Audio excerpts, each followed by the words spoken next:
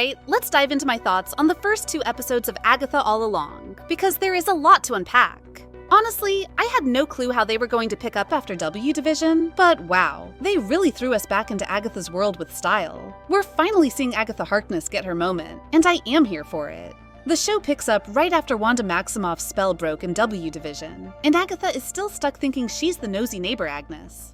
You can tell something's off right away though, and when she starts to piece it all together, it's both chilling and a little heartbreaking. Agatha's lost all her powers because of the destruction of the Darkhold, and now she's just human. But here's the catch. She remembers everything. So you have this powerful, cunning witch who's been stripped of her magic, but she still knows exactly what she's capable of. That tension is wild. What really got me hooked is how they balance Agatha's vulnerability with her natural wit and determination. I mean, she's not going down without a fight. In these 2 episodes, we see her start to gather a new coven to help her regain her powers by journeying down the legendary Witch's Road. That road, by the way, is no joke. Barefoot witches, dangerous rituals, and a bunch of magical threats.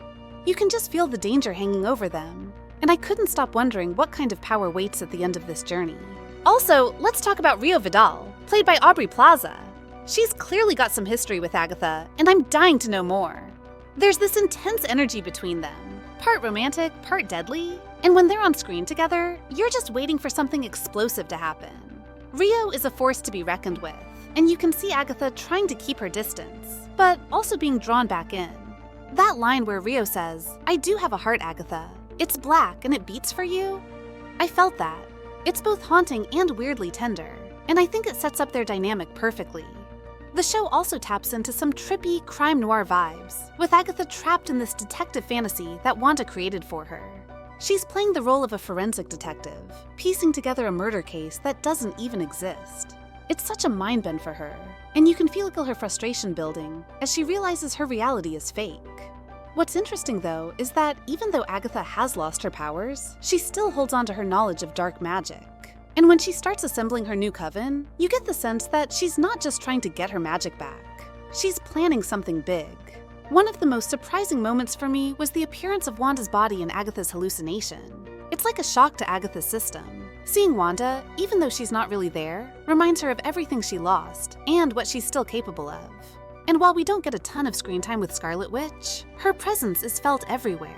It's almost like Wanda's shadow is haunting Agatha throughout these episodes, and you can tell it's driving her. Overall, these first 2 episodes are setting up something epic. Agatha is on a mission to get her powers back, and there's this underlying feeling that when she does, the MCU's magical landscape is going to change forever.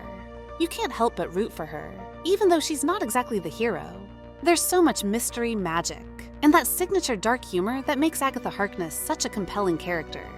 If these episodes are any sign of what's to come, we are in for a wild, magical ride. Let me know your thoughts in the comments.